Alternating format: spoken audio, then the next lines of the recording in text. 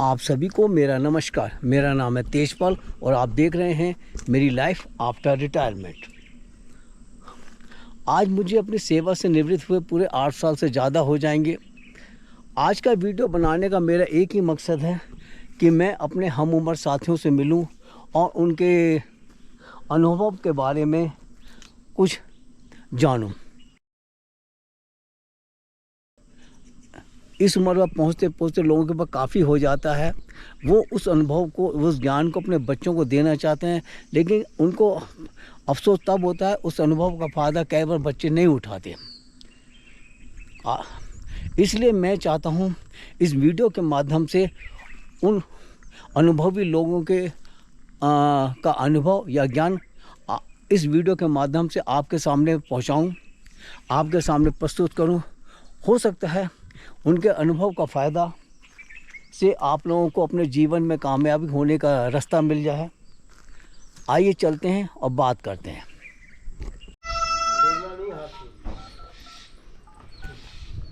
पीछे का बल ही उतारना है, भले मुंह के बल की।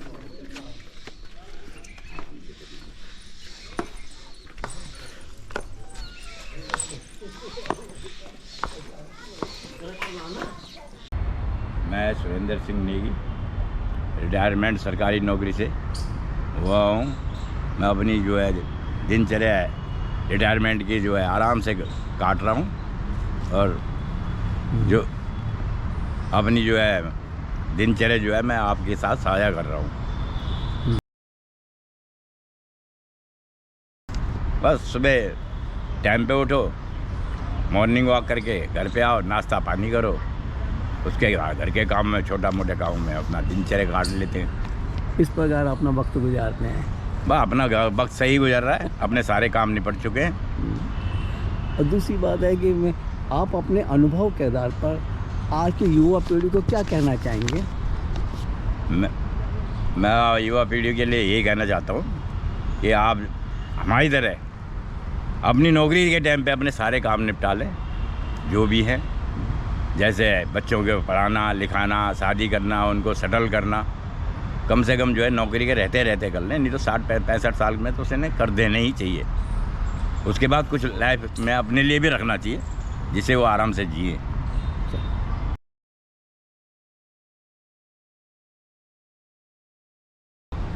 ये प्रश्न आपका बहुत अच्छा है। ये जो कुछ भी है, जैसे हमारे माता पिता, हम कुछ भी काम करें, अच्छा करें तो आशीर्वाद मिल जाता है, बुरा करें तो नाराज़ हो के 2-4 थप्पड़ भी मिल जाते हैं। इसी तरह भगवान भी देता है। अगर हम अच्छे कर्म करेंगे तो अच्छा ही फल देगा और बुरा करेंगे तो सजा भी देगा। यही है, इसका पसंद होता है। मेरा अगला प्रश्न है, इंसान अपने कर्मों का फल इसी जन्म में भोगता है? अगला जन्म किसने देगा? अगला जन्म कुछ नहीं, जो कुछ भोगेगा इसी जन्म में भोगेगा। अगला जन्म का तो मतलब ही नहीं होता। जो दुखी रहता है समझ लो, जो दुखी में अंत में दुखी रहेगा समझ लो उसने कर्म ठीक नहीं किए। जो सीधा साधा चला गया समझ लो अच्छे कर्म करके। हमारे कर्मों का कोई पता नहीं होता कि हमने कब बुरे करे कब अच्छे करे, इसलिए कोशिश करो कि अपना अच्छा ही कर्म करते रहो। चलो अच्छा है। वो जी मेरा सबसे अहम प्रश्न है, जैसा कि भगवान श्री कृष्ण ने गीता में उपदेश दिया है कि जैसा करोगे, जैसा कर्म करोगे वैसे ही आपको फल मिलेगा। सनातनी हिंदू को मांस और शराब का सेवन करना चाहिए, इस बारे में आप क्या कहते हैं? ऐसा है, इसके बारे में ज़्यादा तो कुछ नहीं, लेकिन ये तो एक दूसरी चीज़ पे बनी हुई है। अगर किसी की तादाद इतनी ज़्यादा बढ़ जाए तो उसको मारना भी ज़रूरी है, नहीं तो दूसरे का जन्म ही कहाँ से होएगा। सड़ रहा गल रहा हो, तुम डॉक्टर है हमारा, वो हमारा इलाज कराने हम उसके पास जाते हैं। कोई शरीर का अंग बेकार हो वो भी तो काटता ही है, वो भी काट के उसको अलग फेंक देता है। तो हम ये थोड़ी कहेंगे ये पाप कर रहा है, देखो तो पुण्य का काम कर रहा है ना। उसको ये सोच के तुम करोगे तो तुम्हारे लिए कोई वो नहीं है।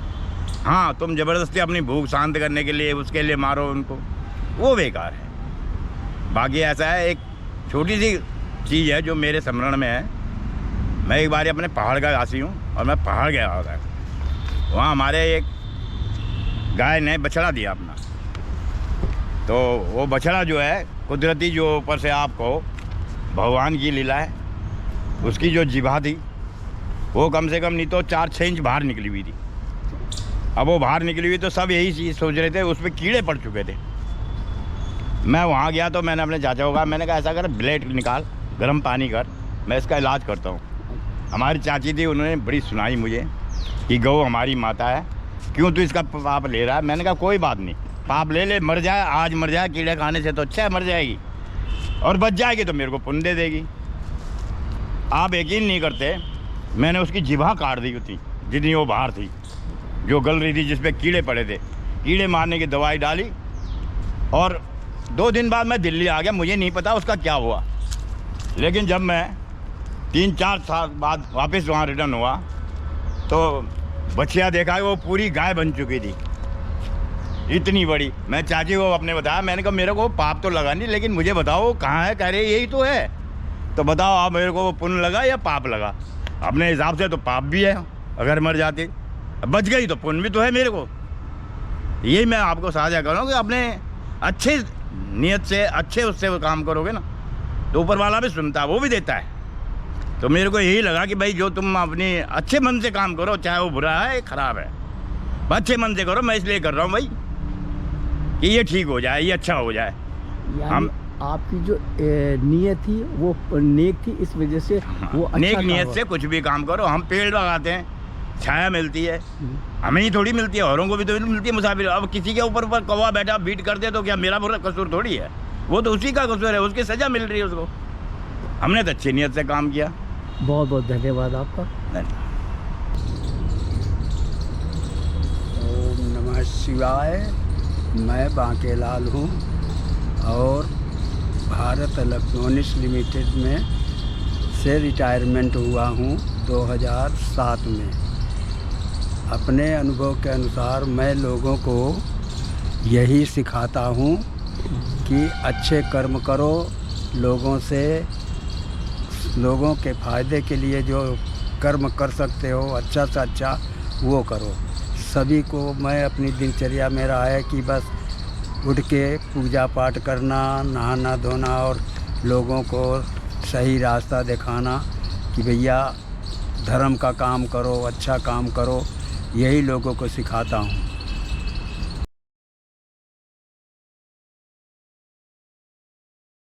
कहते हैं कि जैसे कर्म करेगा वैसे फल देंगे भगवान। अच्छा। आदमी को अच्छे कर्म करना चाहिए और जो कर्म करेगा, अच्छा कर्म करेगा तो अच्छा फल मिलेगा, बुरा कर्म करेगा तो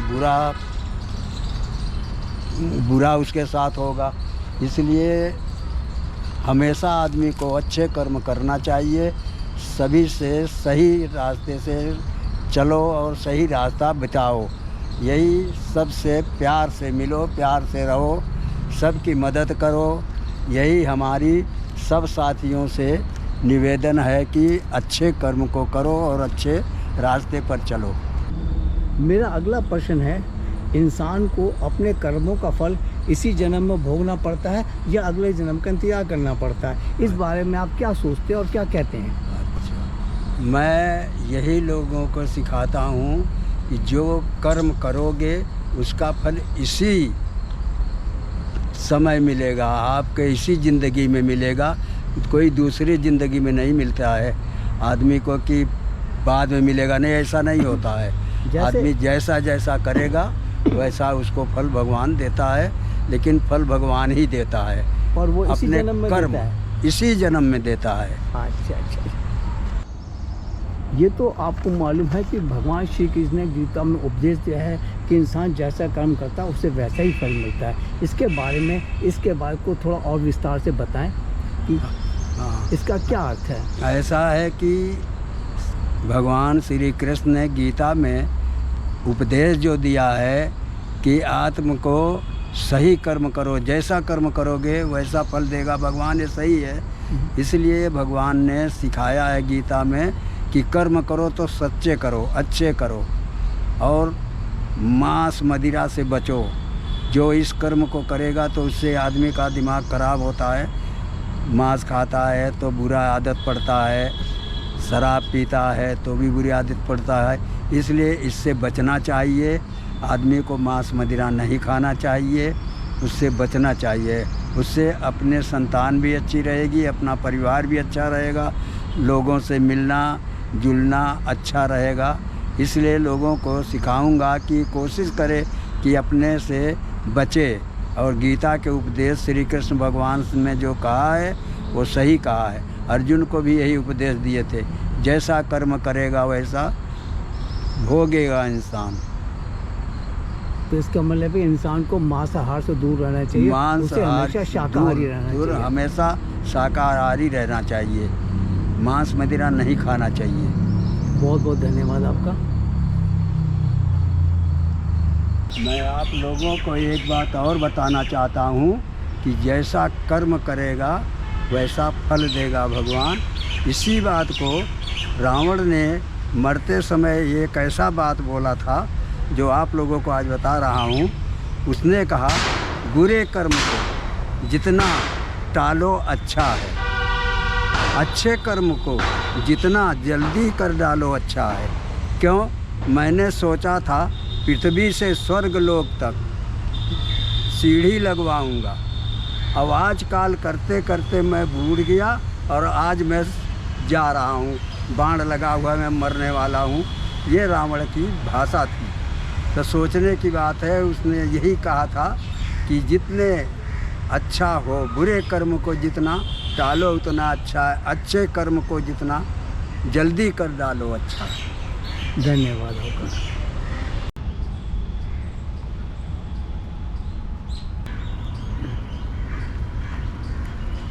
वीडियो के अंत में मैं भी आपसे कुछ कहना चाहता हूँ। 38 साल नौकरी करने के बाद सन 2017 के अंदर मैं रिटायर हो गया था। आज मुझे रिटायर हुए 8.5 साल से ज़्यादा हो गए हैं।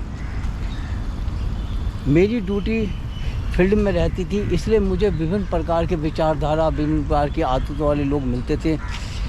कई बहुत ही अच्छे थे और कई थोड़े ऐसे ही थे। उन लोगों से मिलके मुझे काफ़ी ज़िंदगी का अनुभव प्राप्त हुआ। उसी अनुभव के आधार पर मैं आपसे कुछ कहना चाहता हूँ। पहली बात तो ये, इंसान को सबसे पहले अपनी फिटनेस से विशेष ध्यान देना चाहिए। जैसा कि हमारे बड़े बुज़ुर्गों ने भी कहा है कि पहला सुख निरोगी काया। उसी के आधार पर सबसे पहले इंसान को अपनी सेहत पर विशेष ध्यान देना चाहिए। और अच्छी सेहत के लिए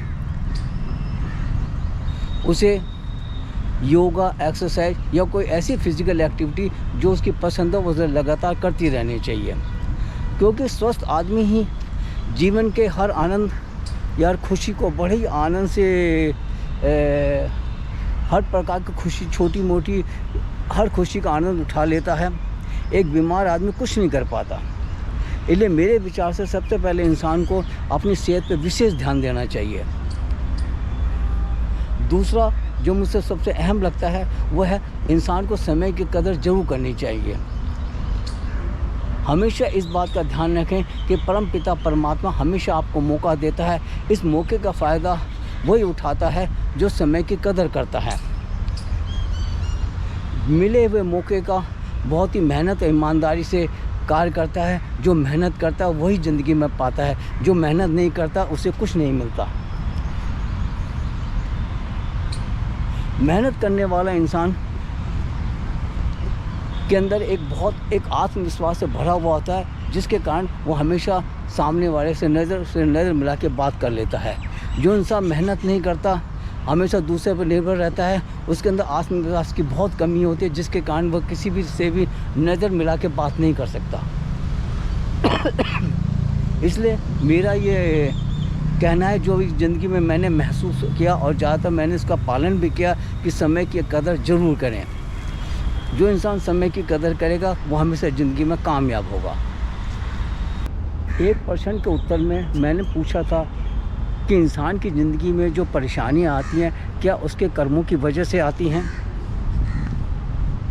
मेरे विचार से हाँ, इंसान के कर्मों की वजह से ही इंसान की ज़िंदगी में परेशानियां आती हैं। अगर कोई आज बुरा काम करता है, उसे इस बुरे काम की वजह से उसका आने वाला कल या उसका आने वाला भविष्य खराब हो जाता है। इसलिए कोई भी काम करने से पहले परमपिता परमात्मा का नाम लेके ही हमें कोई कर्म करना चाहिए। अगर हम परमात्मा का नाम लेके काम करेंगे तो हमारा कोई भी काम गलत नहीं होगा। इसलिए मेरे विचार से इंसान को शुभ कर्म ज़्यादा करने चाहिए और कोई भी काम करने से पहले परमपिता परमात्मा का नाम जरूर लेना चाहिए, जिसके नाम लेने से हमारे मन में जो बुराइयां होती हैं वो उसका नाम से दूर हो जाती हैं। एक प्रश्न में मैंने लोगों से पूछा था, क्या आदमी को अपने कर्मों का फल इसी जन्म में भोगना पड़ता है? मेरे विचार से हाँ, आदमी को अपने कर्मों का फल इसी जन्म में भोगना पड़ता है। एक बात हमेशा ध्यान देनी चाहिए कि वक्त हमेशा अपने आप को दोहराता है। अगर आप आज किसी के साथ बुरा करेंगे तो कुछ समय बाद वो भी तुम्हारे साथ भी बुरा हो सकता है, क्योंकि हमेशा ध्यान है कि वक्त हमेशा अपने आप को दोहराता है। ये बात और है कि जगह बदल जाती है, हालात बदल जाते हैं, लेकिन आधार वही रहता है। इसलिए कोशिश करनी चाहिए कभी किसी का बुरा ना करें। जो इस बात को ध्यान रखता है कि अगर आज हम किसी के साथ बुरा करेंगे तो हमारे साथ भी बुरा हो सकता है, वो बुराइयों से बचने की कोशिश ज़रूर करेगा। इसी प्रश्न को उत्तर जब मैंने सुरेंद्र सिंह नेगी से पूछा तो उन्होंने मुझे बड़ा सिंपल सा उदाहरण दिया था और उस बात से भी मैं 100% सहमत हूँ, जिसमें उन्होंने कहा था कि जिस इंसान का अंत शांतिपूर्वक बिना किसी आराम से हो जाता है तो ये मान के चलो उसने ज़िंदगी में अच्छे कर्म किए हैं। जिस इंसान को आखिरी वक्त में बहुत ज़्यादा परेशानी होती है उससे ये मान के चला कि उन्हें बहुत बुरे कर्म किए हैं। इसलिए इंसान को हमेशा अच्छे कर्म करने चाहिए। हमेशा उसके दिमाग में यह रहना चाहिए कि आज तुम जैसा किसी के साथ बुरा करोगे कल को तुम्हारे साथ भी वैसा ही बुरा हो सकता है। मेरा अंतिम प्रश्न था, जैसा कि भगवान श्री कृष्ण ने गीता में उपदेश दिया है कि जैसा कर्म करोगे वैसे ही आपको फल मिलेगा, तो क्या सनातनी हिंदू को मांस और शराब का सेवन करना चाहिए? इस प्रश्न के उत्तर के बारे में मैं यही कहूँगा, सनातनी हिंदू को मांस और शराब का सेवन बिल्कुल भी नहीं करना चाहिए। जिस प्रकार हम सनातनी हिंदू पूजा पाठ, तीर्थ यात्रा या कोई नेक काम करता है जिसके कारण भगवान उसके पुण्य कार्य से प्रसन्न होकर उसको सुख समृद्धि और घर में सुख शांति देते हैं, उसी प्रकार अगर आदमी किसी मरे हुए जानवर का मांस खाता है या किसी के द्वारा मारे गए हाथों से जो जानवर मारा जाता है उसका मांस खाता, उसका जो पाप है वो उसको लगता है, जिसके कारण उस पाप का फल भी उसको भोगना पड़ेगा। इसलिए सनातनी हिंदू को मांस और शराब का बिल्कुल भी सेवन नहीं करना चाहिए। जो ये कार्य करता है तो ये मान कर चलो उसके जो पुण्य कर्म होते हैं वो नष्ट हो जाते हैं और जो ये मांस खा के जो उसने पाप कमाया था उसका फल भी उसको भोगना पड़ता है, जिसके कारण उसके घर में अशांति आती है और घर में जो खुशहाली है वो ख़त्म हो जाती है। इसलिए सनातनी हिंदू को मांस और शराब का सेवन बिल्कुल भी नहीं करना चाहिए। वीडियो समाप्त करने से पहले मैं अपने हम उम्र साथियों से यही प्रश्न पूछता हूँ कि इस बारे में उनके क्या विचार है और जिनके के अनुभव के आधार पर जो उन्होंने महसूस किया वो क्या कहना चाहेंगे, कृपया कमेंट्स में जरूर लिखें। आज का वीडियो मैं अपना यहीं समाप्त करता हूँ। मिलते हैं अगली नई वीडियो में, तब तक के लिए जय गुरुदेव।